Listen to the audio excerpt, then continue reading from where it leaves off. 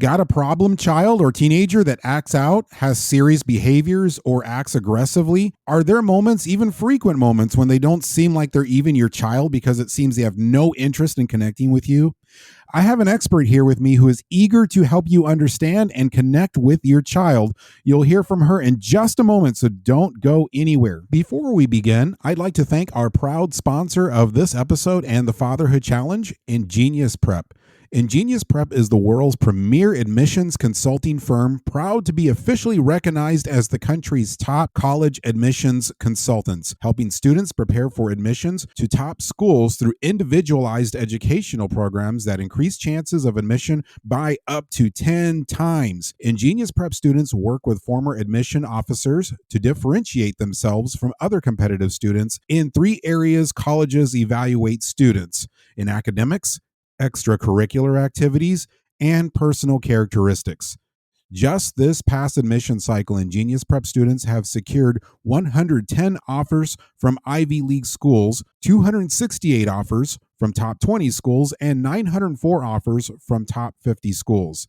Ingenious Prep student success lies within the fact that Ingenious Prep is an all-in-one consulting firm offering every service a family needs, whether it be test prep, tailored candidacy building mentorship, academic mentorships, the Leadership and Innovation Lab, soft skills courses, writing courses, and other customized programs to develop their application persona to the most effective and authentic extent to share with colleges.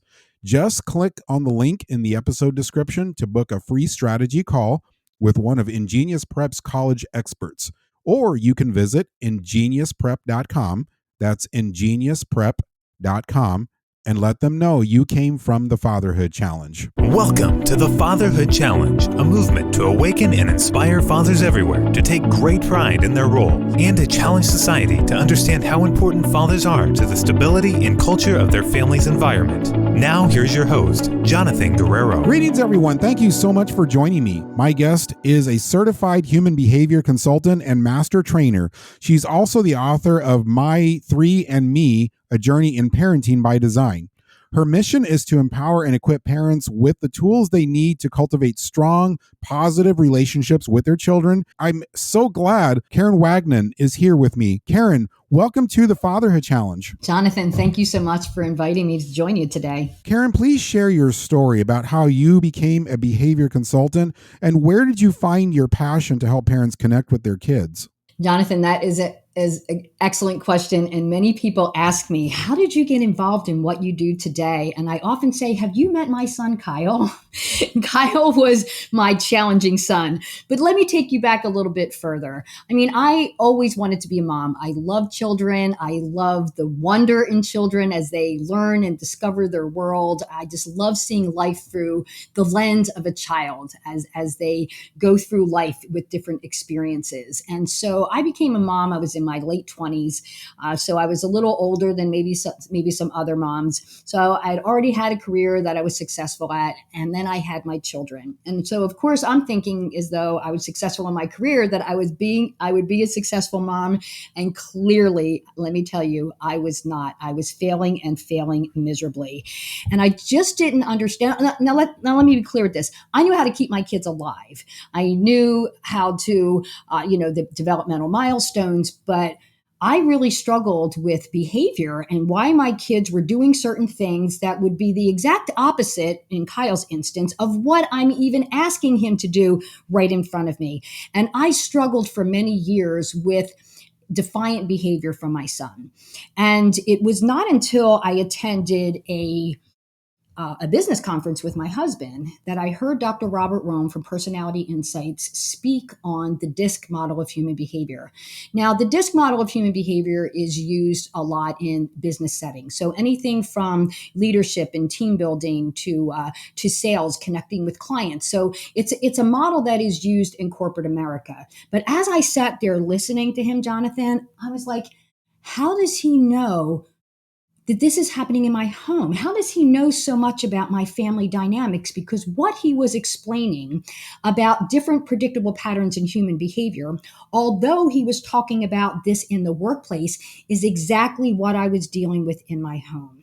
And I was just so intrigued with what he shared because no one talks about this from the adult child perspective. Now, look, I had bought many books when I was struggling with Kyle. I bought the Strong Willed Child, which is probably a very old book for many of us, and I'm probably showing my age. But anything that would give me some insights as to how to parent this strong willed child. And let me tell you, nothing was working. But as I listened to Dr. Rome talk about the different personality dynamics of the family, it is if like someone took the cloud cleared, that my blinders were off and I could clearly see why I was struggling as a mom.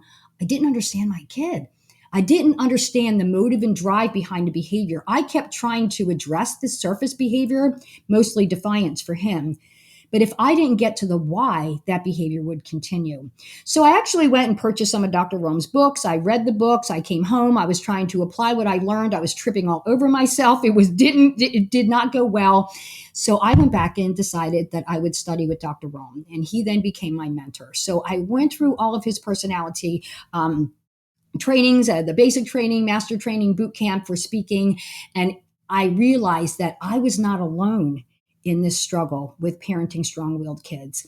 And many times the strategies that we are given by most experts are what I call the Band-Aid, addressing the surface behavior. But if I did not get to the why and understand the motive and drive, the internal motive and drive that was driving the external behavior, I was going to stay in a power struggle and conflict with my son for the rest of my life. And I just wasn't willing to accept that in my relationship. I knew I could do better. I just didn't know what it was, just didn't know what it was.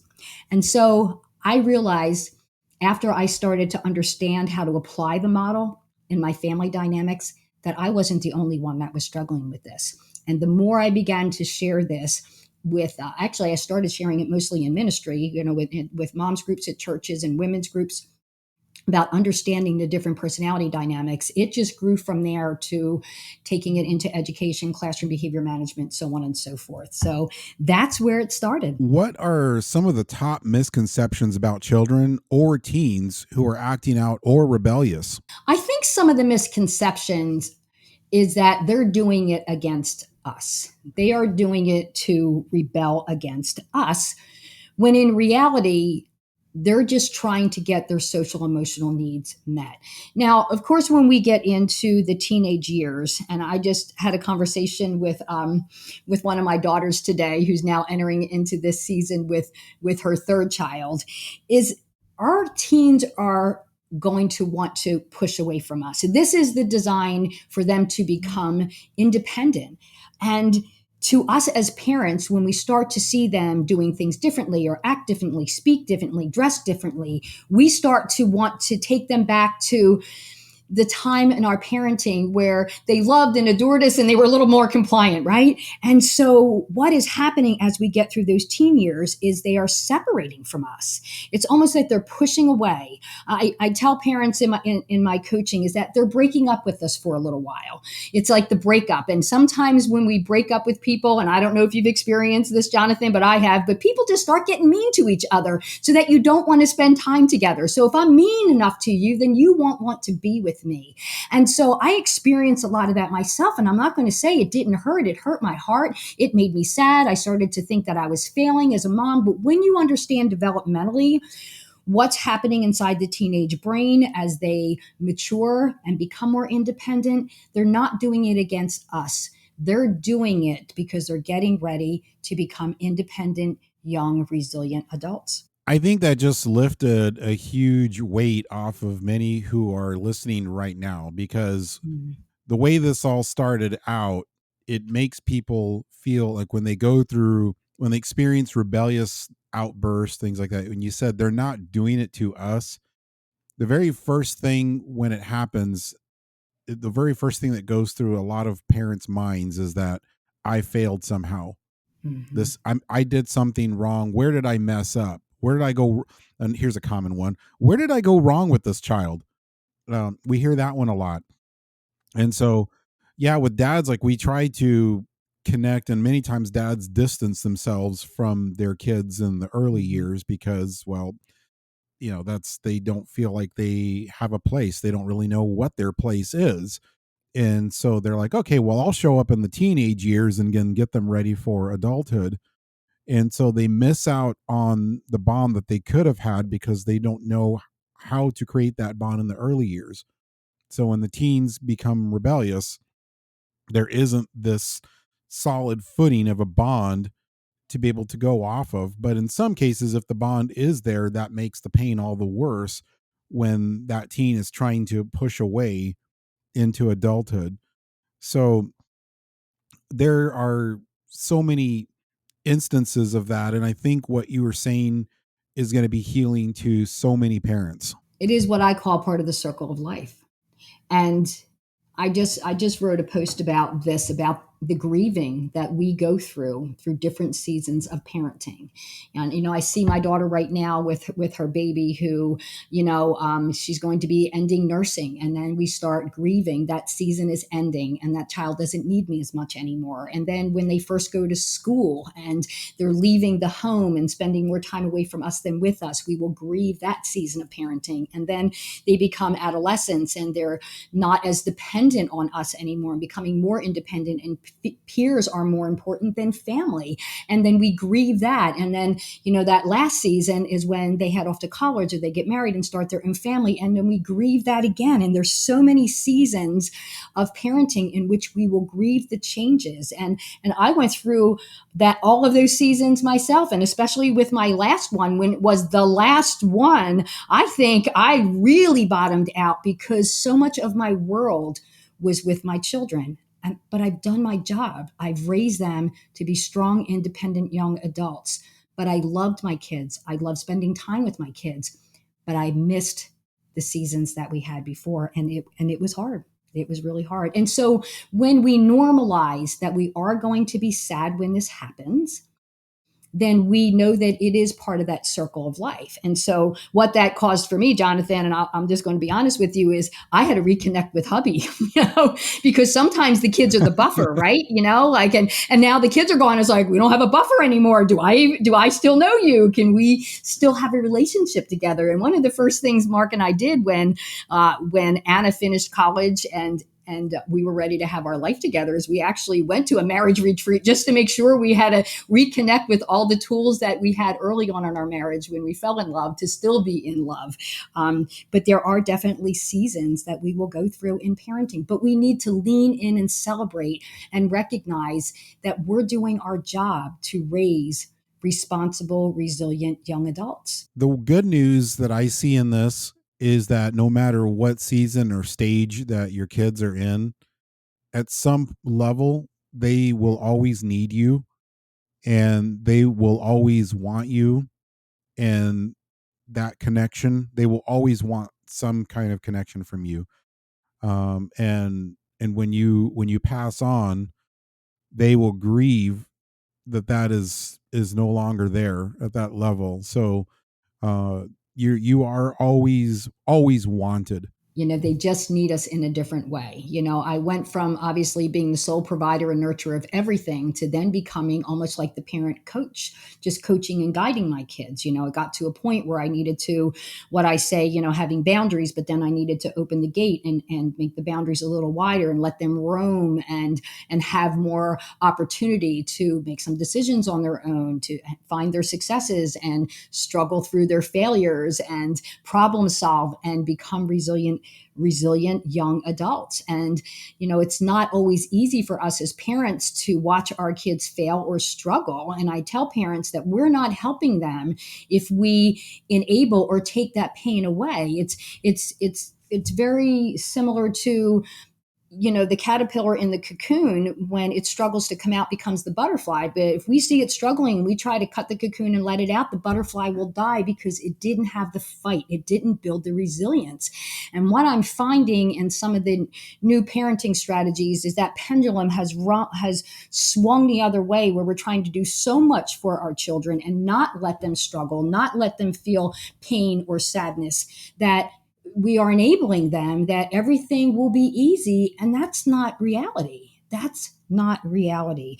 We need to teach our kids And every time they struggle, these are learning opportunities to not take it away from them, but to allow them to experience the consequences of their choices and even the successes of their choices. You're the creator of the parenting blueprint. What is this blueprint? How does it work? And how can dads apply it? Oh my goodness. So, as we talked about earlier, my introduction to understanding personalities, and I just found this so powerful because it gave me, Jonathan, a deeper insight to my kids. So, there's plenty of parenting strategies out there. But what works for one child is not necessarily going to work for the other. So, using the understanding of the DISC model and the personality dynamics, I put together a program. As we all know, our kids don't come with manuals, but I say you can develop a parenting blueprint based on the temperaments of your child. And so I just dug deeper into learning, helping parents learn more about the personality dynamics, not between the adult child, but even the whole family, all the different personality dynamics in the family, and look at the strengths that we have in our relationship, the compatibility that we have, the struggles that we may have in our relationship because of our differences and diversity of our personalities, and then put together the most effective strategies. It's not a one size fits all approach to be able to parent our children according to their design. And if you have more than one child, I know you do and I do too, each one of them needed me in a different way. My son Kyle, as I talked about before, he's very strong-willed. He's more the dominant and cautious. He's very left brain. I had to be very direct and very firm with him because if not, I don't think he thought that I meant business. Okay.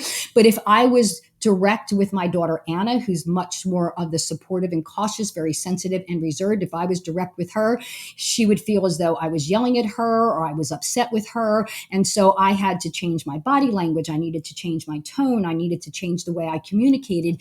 And it's not that it's right or wrong. It's different. As we mentioned before, our kids will always need us, but they will need us in a different way. And when we understand that they're not cookie cutter kids, look, I gave birth to these children and I'm looking around thinking, they came out of the same gene pool. They're my children. Why don't they think and act like me? They look like me. They're in the same house. We have the same expectations and they're all responding differently. What is happening here? Because God has wired each one of them different. They are knit together in our womb. God has designed that. It's part of their DNA. I cannot change it. But our goal as parents is to help our children become the best they can be according to their design. Not try to change them or alter them, but help them become the best they can be according to who God designed them to be. So it has been an incredible journey because there's a lot of parenting programs out there. There's a lot of parent coaches out there. But this philosophy takes families different by using the foundation of personality assessments to put together, we put together interaction guides and graphs, and we can see the plotting points of all the different family members, and we find where the gap is. The gap is the diversity and the differences. And when parents see the gap and the differences, it's almost as though, aha, there's nothing wrong with me or my child. We just see life differently. Yes, you do. Now, how do we put together strategies that we can close that gap of understanding and be able to have better interactions and communication where that child feels seen, heard, and understood for who they are and not always trying to be changed to be who they're not? See, I guess not even knowing I was doing this, I was expecting my kids were going to think and act like me. I gave birth to them, part of my gene pool. Why was this happening? Because there is differences and we need to now look, our family values and morals did not change, but it was the way we communicated and went about doing that, influencing that needed to be different. So how can dads apply this? This is, you asked that question. Fathers are so important in the lives of our children. Our sons will probably become like the dad, and our daughters will end up marrying someone like the dad. I think there's many statistics that show that. And so the role of the father in the lives of our children and the way they model their relationship with their children, the relationship with their wife is so powerful. It's not what we say it's what our kids see us do that they will remember and they will continue. And so when dads truly understand the diversity of their kids, as you said, Jonathan, sometimes dads will take that step back because they just don't understand how to embrace that. This is a tool of understanding. This opens the door for them to then nurture their child in a different way because they are going to be different. We have that diversity. Well, when fathers can see life through a different lens, now they can lean in to build a more positive relationship and respect and develop the diversity in their child. You spoke earlier about how your approach to parenting is different between, say, your son and your daughter. And that reminded me very much of the concept of the image of God.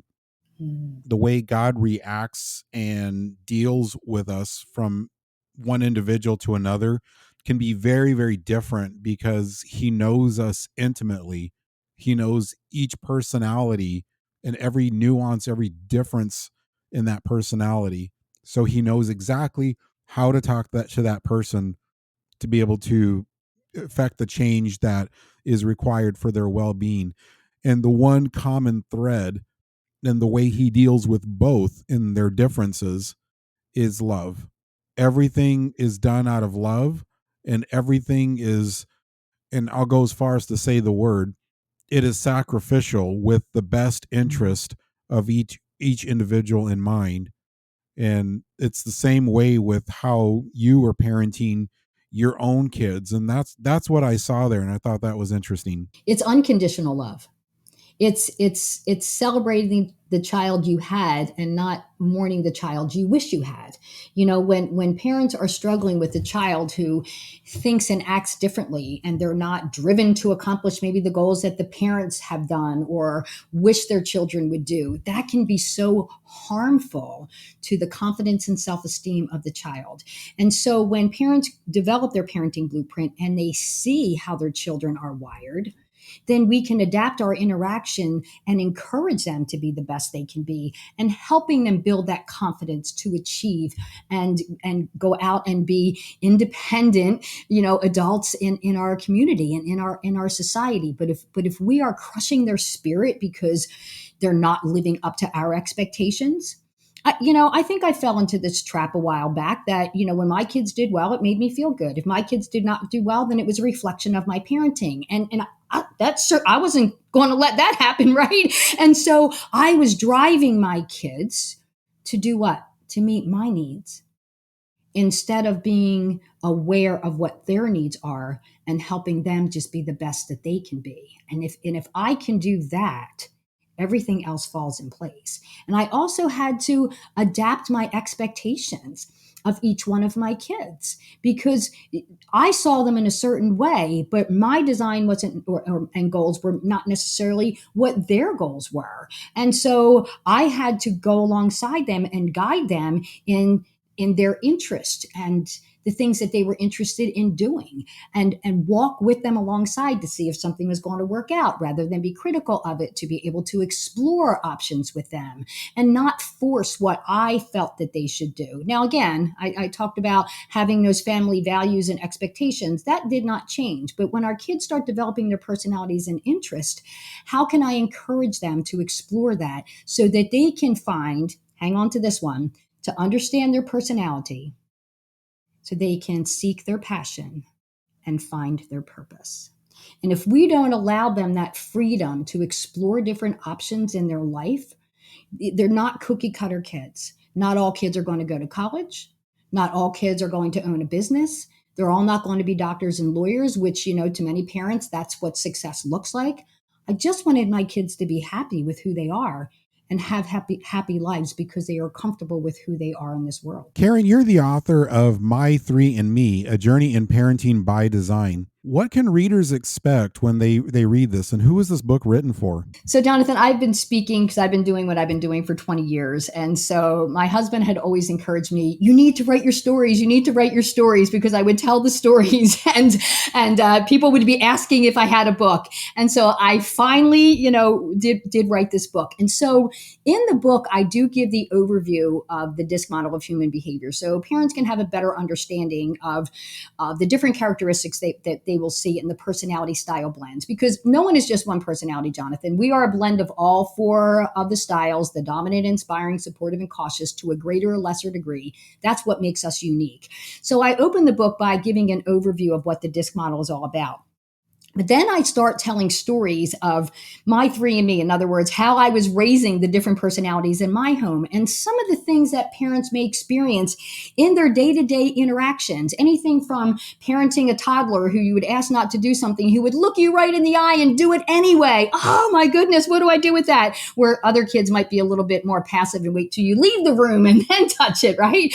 But then some of the challenges in school and how to build their confidence. But with each of the stories that I share, I have an action plan. See, as a dominant personality, I'm all about getting results. And so I can tell stories, but I want people to learn from what I'm sharing with them. In other words, what are you going to do differently in your interactions with your students so you don't have all of the challenges that I had in parenting my kids? So I'll tell stories about what I became aware of because of the personality styles, and then allow the parents to go through their action plan. So it's done as a guide so that they can start to reflect back on some of the behaviors they may experience with their children, what they may have done in the past, but what they may need to do differently to reduce the conflict, increase the productivity, and maintain that positive relationship through every season of parenting. I absolutely love stories. Would you please share some stories of dads or parents that you've helped?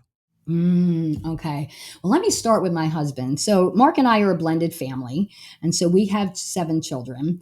And Mark and I are both certified in this information, but he did not become certified until he went through his divorce. And he actually felt as though he didn't know his children. And when he went through certification, he became more aware of not only his personality, but how he could be a better father to his kids. He actually sold all of his businesses, Jonathan, and he came home to be a dad. And that's when he Wow. dug into really getting to know his children, not just be the provider, come in and be the disciplinarian, as many dads can be sometimes, but truly start changing the diapers and preparing the meals and, taking walks or going on bike rides, like really engaging with them. And I'll tell you, as hard as it was prior to his divorce, because he was working multiple jobs and maybe not spending as much time at home, the relationship he has with his children today are amazing. When I work with couples, I really love to see how the dads lean into the understanding. We'll start with this. Most of us, not everybody, in our marriage relationship, we tend to marry our opposite personality. That's the case for Mark and I. I am more of the dominant. I like to kind of be in charge and control, and I'm a little more structured. And Mark is more of the supportive. He's kind, he's steady, he's stable, and he gives the kids the pass when I'm trying to keep the rules. And so we will marry our opposite because it fills the void that we may have in our own style. So, I was attracted to Mark because he was very calm and he was very patient, and I was not. And he was attracted to me because I was more a decision maker and I got things done. So we often say that opposites attract and then opposites attack, but that's a whole nother story. But when I work with families, very similar to our dynamics, where we have parents with different parenting styles, can you see, and I don't know if you've experienced it in your household, but that we have different expectations of our parenting outcomes, of how we're going to approach different things. And so when the dads do get involved and realize that they just have a different approach, it's not right or wrong, it's just different.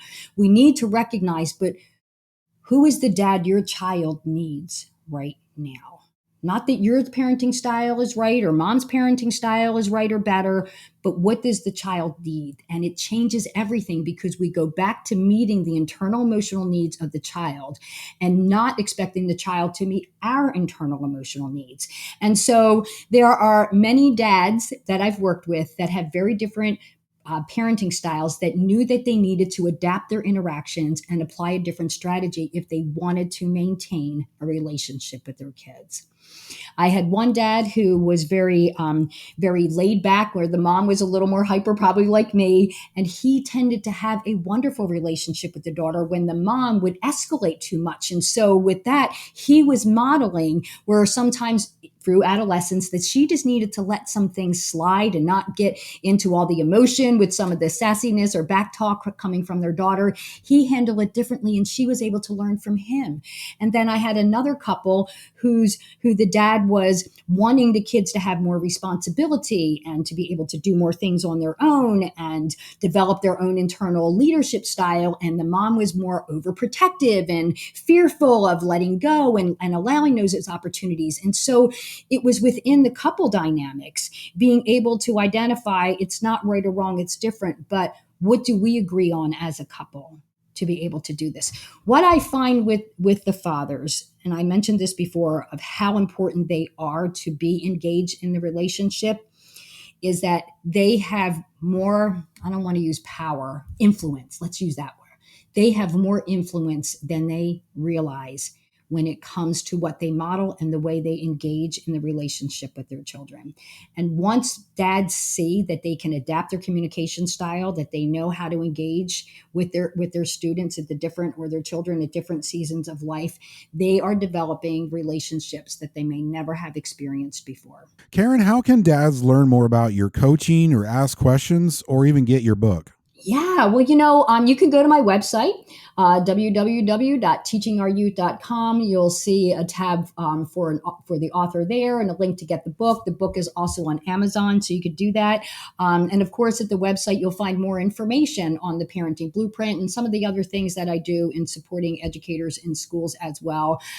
If you'd like to reach out to me personally, you can email me at Karen@teachingouryouth.com. You can let me know that you've listened to this particular broadcast, and let me know some of the challenges you have going on, and let me see if there's anything I can do to support you with that. And just to make things easier, if you go to thefatherhoodchallenge.com, that's thefatherhoodchallenge.com. If you go to this episode, look right below the episode description. I'll have all of the links that Karen mentioned posted right there for your convenience.